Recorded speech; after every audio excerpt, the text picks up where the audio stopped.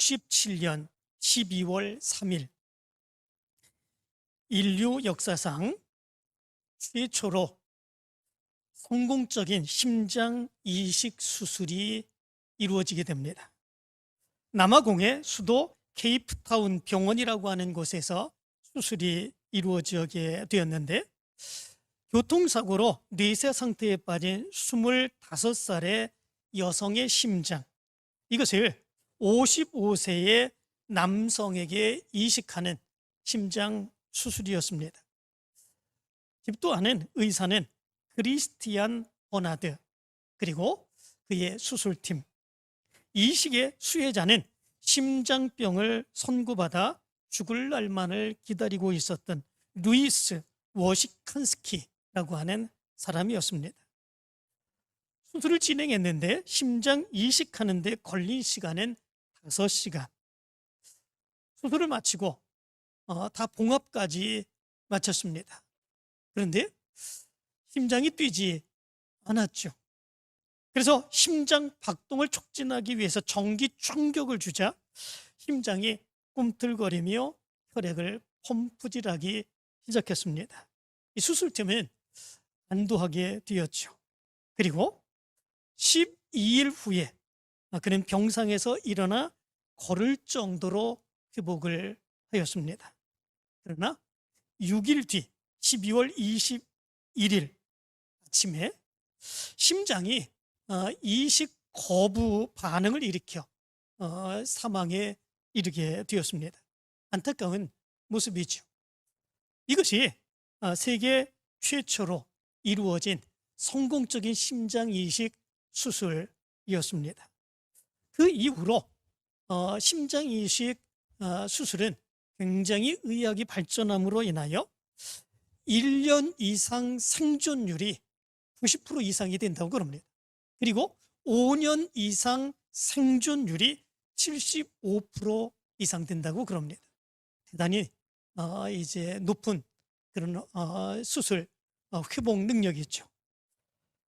어떻게 다른 사람의 심장을 띄우다가 다른 사람에게 이식하고 그 심장을 이식받은 사람이 그 심장을 통해서 살아갈 수 있는 이런 모습들이 있을 수 있겠습니까? 정말 대단한 그런 모습이지요. 우리가 감히 정말 그렇게 될 수 있을까? 정말 생각할 수도 없는 이런 모습들이지요. 그런데 지금 그런 일들이 일어나고 있습니다. 그리고 대부분의 거의 심장 수술을 받는 그런 것들이 거의 다 성공적으로 이렇게 이루어져서 많은 사람들이 새로운 생명을 살아가고 있습니다. 그런데 중요한 것이 있습니다. 그것은 뭐냐면, 심장을 이식받게 되면 이제는 그동안 심장병으로 고통받았던 그 사람은 이제는 심장병으로 고통받지 않고 새로운 삶을 살아갈 수 있게 됩니다. 그러면 그걸로 끝이겠습니까? 그렇게 이제 나는 새로운 생명을 찾았다, 이제는 내가 조금 더 오래 살 수 있겠다, 이렇게 생각하는 것, 이것으로 끝난 것이겠습니까? 그런데 놀라운 일이 있습니다. 심장을 이식받은 그 사람은 뭔지 모르는 그런 힘에 의하여 새로운 변화된 그런 삶의 모습이 그에게 나타나는 그런 모습들이 있다고 그럽니다. 미국의 아리조나의 빌 홀이라고 하는 그런 사람이 있었습니다. 그 사람은 심장 이식 수술을 받았는데, 심장 이식 수술을 받고 난 이후에 그의 삶이 완전히 변하는 이런 모습들이 나타나게 되었다고 그럽니다. 그 사람은 원래 사업가였고 사업에 몰두했었던 그런 사람이었었는데, 심장을 이식하고 난 이후에 스포츠 광이 되었다고 그럽니다. 어린 3중 경기를 행했고, 그리고 그것으로 인하여 많은 메달을 땄다고 그럽니다. 뿐만 아니라 재즈 음악에 심취하여서 나이지리아의 태생의 영국 가수 샤데이의 음악에 빠지는 이런 삶을 살아가게 되었다고 그럽니다. 그의 삶이 갑작스럽게 변화되는 이런 모습들이 있게 되었던 거죠. 그가 심장 수술을 받고 난 이후에 그의 삶의 정체성이 완전히 달라지게 되는 이런 모습들이 나타나게 된 거죠. 빌 홀도 이것에 대해서 도무지 이상하여 견딜 수 없는 그런 모습들이 있었습니다. 그래서 심장을 자기에게 기증해 준 사람이 누구일까? 그 사람을 찾아보았습니다. 그 사람이 누구였냐면, 심장을 제공한 그 사람은 헐리우드의 스터트맨이었던 그리고 스터트맨이었고 재즈 가수 4대2의 열광적인 그런 팬이었던 그런 사람이었다고 그럽니다. 그 사람의 심장을 이식하고 난 이후에 열정적인 스턴트맨이었던 그의 운동광이었던 바로 그의 삶처럼 그의 삶이 바꿔지게 된 거죠. 재즈 음악에 대해서는 전혀 알지 못했던 그런 사람이 재즈 음악에 심취되어서 그 음악을 즐기며 살아가는 그런 사람이 삶이 되었던 거죠. 심장을 이식하고 난 뒤에 그의 삶이 완전하게 변화되게 된, 바뀌게 된 이런 모습들이 있게 된 거죠. 그런데 이 모습을 가만히 생각을 해보면 우리 믿음의 사람들의 삶의 모습도 마찬가지로 그런 삶이 아닌가, 이렇게 생각해 볼 수 있게 됩니다. 왜냐하면 우리 믿음의 사람들은 내가 그냥 살아가는 삶이 아니라 예수 그리스도를 믿고 예수 그리스도로 인하여 살아가는 그런 삶이기 때문에 그렇습니다.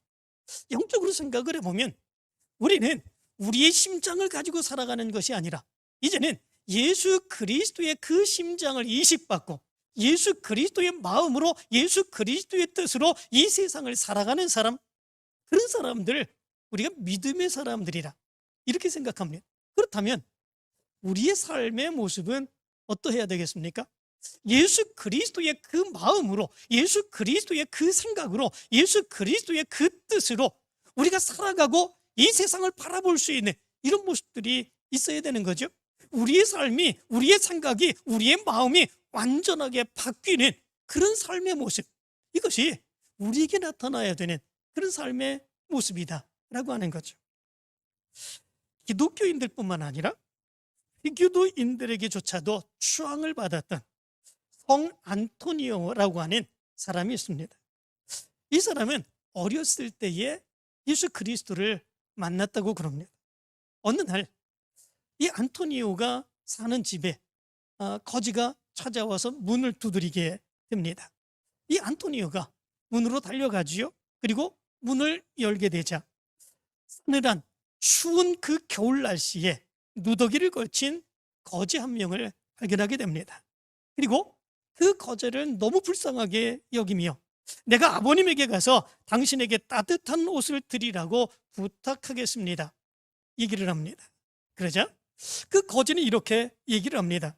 당신네들이 사는 세상은 참 춥군요. 그러나 나는 옷을 구걸하러 오지 않았습니다, 대답합니다. 그러자 이 안티오니는 다시 굉장히 배가 고프신 모양이군요. 들어오세요. 저희 어머니에게 말씀을 드려서 따뜻한 음식을 대접해 드리겠습니다, 얘기를 합니다. 그러자 그 거지가 다시 이런 얘기를 합니다. 내가 배가 고프긴 하지만 음식을 구걸하는 게 아닙니다, 얘기를 합니다. 그러면 당신은 우리 집에 왜 오셨습니까? 왜 오셔서 문을 두드리셨습니까? 묻습니다. 그때에 이 거지가 이런 대답을 합니다. 나는 당신의 심장을 나에게 달라고 부탁하러 왔습니다, 이렇게 얘기를 합니다. 아주 끔찍하지요? 갑자기 누더기를 입은 그 사람이 문을 두드리고 옷을 달라고 하는 것도 아니고 음식을 달라고 하는 것도 아니고 난 당신의 심장을 달라고 부탁하러 왔습니다, 이렇게 얘기할 때 얼마나 끔찍한 그런 모습들이 있습니까? 그 이야기를 듣고 이 안토니오가 얘기를 했답니다. 제 심장을 당신에게 드리면 나는 죽고 말 것입니다, 이렇게 얘기를 했다고 그럽니다. 그러자가 이 거지가 자기가 메고 있었던 그런 자루를 내려놓으면서 거기에서 뭔가를 끄집어내면서 이렇게 얘기를 했다고 그럽니다.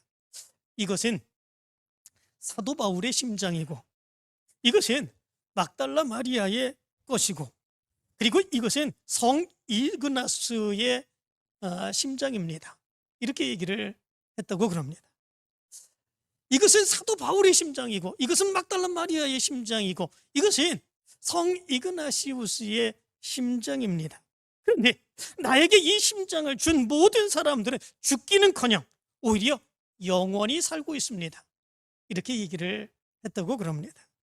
그러자 안토니오는 거기서 하나를 깨닫게 됩니다. 아, 내 앞에 서 있는 이 사람이 바로 예수 그리스도구나 라고 하는 것을 깨닫게 되고, 그때부터 예수 그리스도의 제자가 되는 이런 모습들이 있게 되었다고 그럽니다.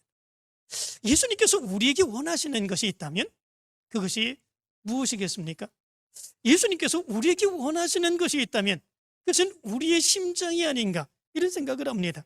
우리의 생각대로, 우리의 마음대로, 우리의 뜻대로 이 세상을 살아가는 우리의 심장, 예수님께서 그것을 원하시고 대신 예수님의 심장을 우리에게 주시며 인식해 주시고 예수님의 심장으로 우리를, 이 세상을 살아가게 하시는 것, 그것이 바로 예수님의 마음이 아닐까. 그래서 우리 믿음의 사람들은 이 세상을 살아갈 때에 내 생각대로 살아가는 것이 아니고, 내 뜻대로 살아가는 것이 아니고, 내 마음대로 살아가는 것이 아니라 예수님의 마음을 가지고 예수 그리스도께서 뜻하시는 것을 가지고 예수 그리스도께서 이루시기를 원하시는 삶을 살아가는 사람들, 그런 사람들, 우리가 믿음의 사람이라 이렇게 얘기하는 것을 보게 됩니다. 오늘 성경 1장 8절의 말씀도 보면 이렇게 말합니다. 내가 예수 그리스도의 심장으로 너희 무리를 얼마나 사모하는지 하나님이 내 증인이시니라, 이렇게 말합니다. 여기에 심장이라고 얘기하고 있는데, 이 말은 스플랑크논이라고 하는 말입니다. 스플랑크논이라고 하는 말인데, 당시에 마음이 어디에 거하고 있었느냐, 그것은 심장에 마음이 거하고 있다, 이렇게 생각을 했다고 그럽니다.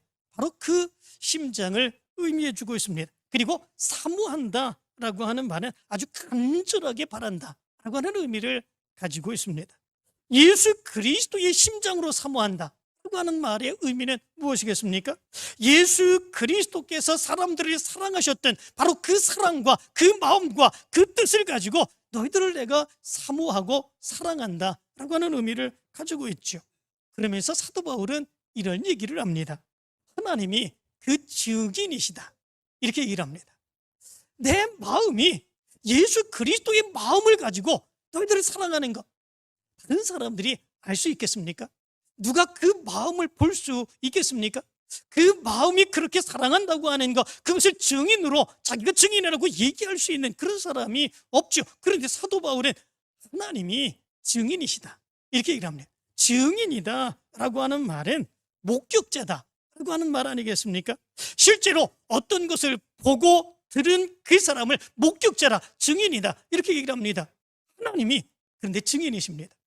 보이지 않는 우리의 마음이지만, 그러나 우리의 마음까지도 헤아리시고 아시는 그 하나님이 내가 예수 그리스도의 심장을 가지고 예수 그리스도의 마음을 가지고 너희들을 위해서 간절히 사랑하고 사모하는 마음을 가지고 있다고 하는 것, 이것이 하나님이 증인이다, 하나님이 보셨다, 하나님이 아신다. 사도 바울은 이렇게 이야기합니다.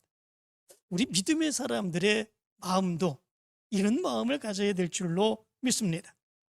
예수 그리스도를 믿었기에 이제는 예수 그리스도의 심장으로 생각하고 예수 그리스도의 심장으로 말하고 예수 그리스도의 심장으로 일할 수 있는 그 모습이 우리의 모습 가운데 있어야 되는 것이겠지요.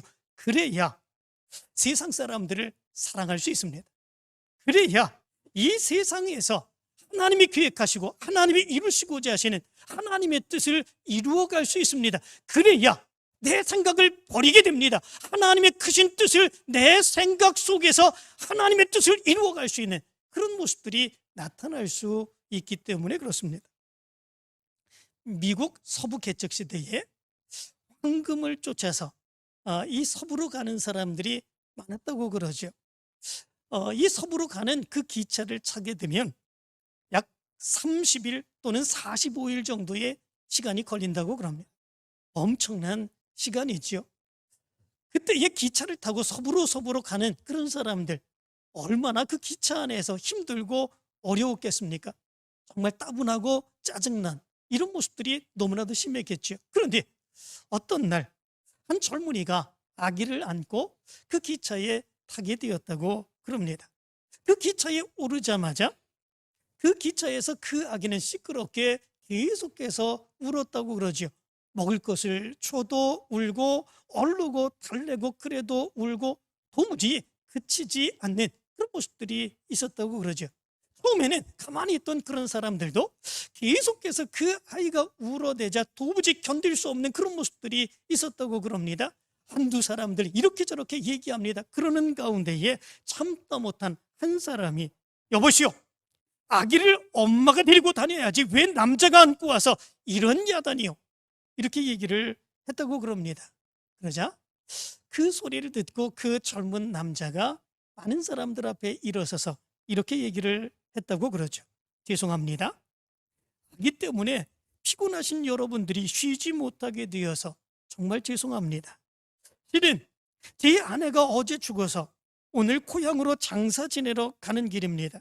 화물칸에 제 아내의 시신을 싣고 가는 중인데 다음 정거장에서 내릴 겁니다. 이렇게 얘기를 했다고 그럽니다. 그 이야기를 듣고 그렇게 짜증을 내던 많은 사람들, 그리고 그렇게 분노하면서 왜 엄마에게 아기를 맡기지, 당신이 데리고 와서 그 아기를 그렇게 울도록 내버려 두냐고 얘기했던 그 사람, 한마디도 행하지 않고 숙연하게 가만히 있었다고 그럽니다. 상황이 변한 것이 아닙니다. 아기는 여전히 웁니다. 그런데도 거기에 있는 사람들이 짜증을 내지 않습니다. 화를 내지 않습니다. 뭐라고 핀잔 주지 않습니다. 무엇 때문에 그런 것이겠습니까? 그 젊은 남자의 마음을 알고 아기의 마음을 알았기 때문에 그렇습니다. 그 아내를 잃은 그 아내의 이제 그 남편, 젊은 남편의 그 마음이 얼마나 속이 아프고 괴로운 그런 마음일까. 뿐만 아니라 엄마 품이 그리워가지고 먹을 것을 주고 얼르고 달래도 이제 울음을 그치지 않았던 그 아이의 아픔의 모습이 얼마나 괴로울까. 거기에 있는 모든 사람들이 다 알았기에 이제는 아이가 그렇게 계속해서 울어도 오히려 짜증나는 것이 아니라 더 불쌍한 마음을 가지고, 더 가엾은 마음을 가지고 그 남자와 그 아기를 바라보는 그런 모습들이 있었던 거죠. 마찬가지의 모습을 갖습니다. 우리가 이 세상을 믿음으로 살아가는 그런 모습 가운데에 우리의 마음과 우리의 생각을 가지고 이 세상을 바라보게 되면 우리의 생각, 우리의 마음, 그런 것들을 가지고 우리의 중심으로 바라볼 수 있는 그런 모습만 있을 수밖에 없습니다. 죄 가운데 살아가는 그런 사람들 전혀 불쌍하지 않습니다. 저들을 구원해야 되겠다, 저들을 주님께로 인도해서 천국의 삶을 살게 해야 되겠다라고 하는 마음은 전혀 들지 않습니다. 세상 사람들과 똑같은 그런 마음으로 저 사람보다 내가 더 잘 돼야지, 저 사람보다 내가 더 높아져야지, 그렇게 생각하며 살아가는 모습들이 나타나게 됩니다. 그렇지만 예수 그리스도의 심장이 우리 가운데 있어서 예수 그리스도의 그 심장으로 우리가 변화되는 그런 모습들이 있다면 우리의 생각이 변합니다. 우리의 마음이 변합니다. 우리의 삶이 변합니다. 하나님과 예수 그리스도께서 원하시는 일들을 생각하고 말하고 행하게 되는 그런 모습들이 있게 되는 것이지요. 예수님의 마음과 생각을 가지고 세상을 바라봅니다. 예수님의 마음과 생각을 가지고 사람을 바라보게 되는 그런 모습들이 있게 됩니다. 사도 바울도 바로 그런 모습으로 그의 마음이 변화되는 이런 역사가 있었지 않았습니까? 예수 그리스도를 만나기 이전에는 그의 생각이 중요했습니다. 그의 마음이 중요했습니다. 예수 그리스도를 믿는 사람들을 갖다 죽이고 가두는 그런 일을 했습니다. 완악한 그의 마음이었습니다. 그러나 예수 그리스도를 만나고 예수 그리스도를 믿고 난 이후에 예수 그리스도의 심장을 갖게 되자 예수 그리스도의 마음을 가지고 바라보게 되었습니다. 모든 세상의 사람들이 세상의 죄 가운데 추적하는 그 안타까운 마음을 가지고 바라보게 되었습니다. 자기의 모든 삶을 다 버리고 그래서 한 영혼을 구원하기 위해서 그렇게 믿음으로 사역을 감당해 나가는 그런 역사가 일어나게 되었던 것을 보게 됩니다. 예수 그리스도의 심장으로 우리는 변화되어야 됩니다. 그래야 우리를 통해서 예수 그리스도께서 이루시기를 원하시는 하나님의 놀라운 역사가 이루어질 수 있게 됩니다. 그렇다면 예수 그리스도의 심장을 우리가 가지고 믿음의 사역을 감당하면 우리의 모습에서 어떤 변화가 나타날 수 있겠습니까? 어느 정도의 변화가 나타날 수 있겠습니까? 오늘 성경 말씀 가운데 보면 이 사도 바울의 모습을 통해서 우리는 두 가지의 중요한 변화의 모습을 발견할 수 있게 됩니다. 첫 번째는 보는 것이 달라집니다.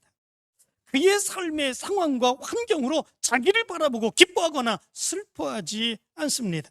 사람들은 자기의 삶과 환경 때문에 기뻐하고 즐거워합니다. 조금 잘 되면, 편안하면 기뻐하고 즐거워합니다. 조금 힘들고 문제가 생기면 어려워하고 고통스러워합니다. 이것이 사람의 당연한 모습입니다. 그러나 예수 그리스도의 심장을 가진 그런 사람들은 예수 그리스도께서 행하신 것처럼 살기 때문에 그러하지 않습니다. 삶의 상황과 형편, 그것이 중요하지만 더 중요한 것이 있음을 깨닫습니다. 오히려 예수 그리스도께서 십자가를 지시고 이 세상에 오셔서 자기를 십자가에 내어주시고 죽으신 그 모습을 기억합니다. 그래서 세상에서 죄악 가운데 살아가는 사람들을 보면 슬퍼하고 괴로워합니다. 저들을 구원하기를 원하는 간절한 마음이 있습니다. 자기의 죄를 바라보면서 회개하고 깨닫고 하나님 앞으로 돌아오는 그런 사람들을 보면서 기뻐하고 즐거워하는 그런 모습들이 있습니다. 무엇 때문에 그렇습니까? 그것이 예수님이 이 세상에 오신 이유이고 예수님의 마음이기 때문에 그렇습니다. 예수님의 심장으로 바라보게 되면 이렇게 우리의 삶의 모습이 달라지게 되는 그런 모습들이 있게 됩니다. 사도 바울이 이 빌립보 교회에 지금 편지를 쓰고 있는데 그때의 사도 바울이 가장 중요하게 얘기한 것, 그것은 무엇이겠습니까? 빌립보서 4장 4절의 말씀 가운데 보면 이렇게 말합니다. 주 안에서 항상 기뻐하라. 내가 다시 말하노니 기뻐하라. 이렇게 말합니다. 로마 감옥에서 정말 고통 겪고 힘들고 괴로운 삶을 살았던 사도 바울, 그런데 내가 기뻐하니 너희도 기뻐하라 이야기합니다. 무엇 때문에, 무엇으로 기뻐할 수 있는 것이겠습니까? 예수 그리스도의 심장을 가지고 예수 그리스도의 마음을 가지고 지금도 이 감옥에 갇혀있는 이 순간 예수 그리스도의 사역을 감당한다고 하는 그 믿음이 있기에 사도 바울은 기쁨을 얻게 되는 이런 모습들이 있게 된 거지요. 그리고 오늘 8절에서 이렇게 말합니다. 내가 예수 그리스도의 심장으로 너희 무리를 얼마나 사모하는지 하나님이 내 증인이시니라. 삶의 상황이 중요하지 않습니다.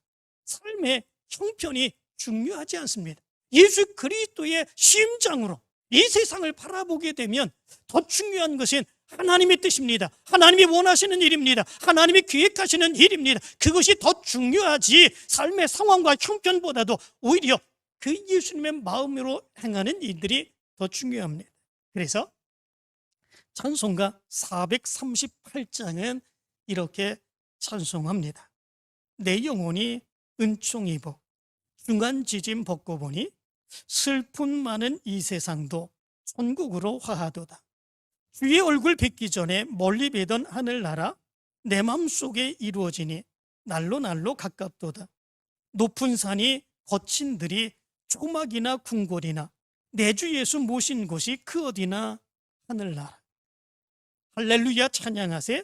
내 모든 죄 사함받고 주 예수와 동행하니 그 어디나 하늘나라. 이 세상에서의 삶의 모습이 높은 산이라고 할지라도 거친 들이라고 할지라도 슬픔이 많은 이 세상의 모습이라고 할지라도 그게 더 중요하지 않다라고 하는 거죠. 더 중요한 것은 내 삶의 모습에 예수님이 동행하며 같이 살아가시는 모습, 그 모습이 더 중요하다라고 하는 거죠. 내가 죄 사함을 받고 예수님과 함께 동행하며 살아가는 삶, 그 삶이 더 중요하다라고 하는 것을 여기서 찬양하고 있습니다. 무엇 때문에 그렇습니까? 어떻게 이렇게 찬양할 수 있겠습니까? 보는 것이 다르기 때문에 그렇습니다. 세상의 사람들은 자기의 삶과 자기의 상황이 더 중요합니다. 어렵고 힘들고 괴롭고 그러면 정말로 힘들고 어려워 고통스러운 모습들이 있습니다. 자기가 조금만 잘 되면 잘 된다고 기뻐합니다. 그러나 믿음의 사람들은 그것을 보는 것이 아니라 이 세상 가운데서 예수님이 무엇하기를 원하시는지, 나를 통해서 예수님께서 이루시기를 원하시는 것이 무엇인지, 예수님께서 기뻐하시는 것이 무엇인지, 그것을 예수의 심장을 가지고 바라보게 되니까 이런 것들이 전혀 문제가 되지 않게 된다라고 하는 거죠. 예수의 심장을 갖게 되면 보는 것이 달라집니다. 여러분들에게도 이 믿음의 역사가 있게 되길 간절히 축원합니다.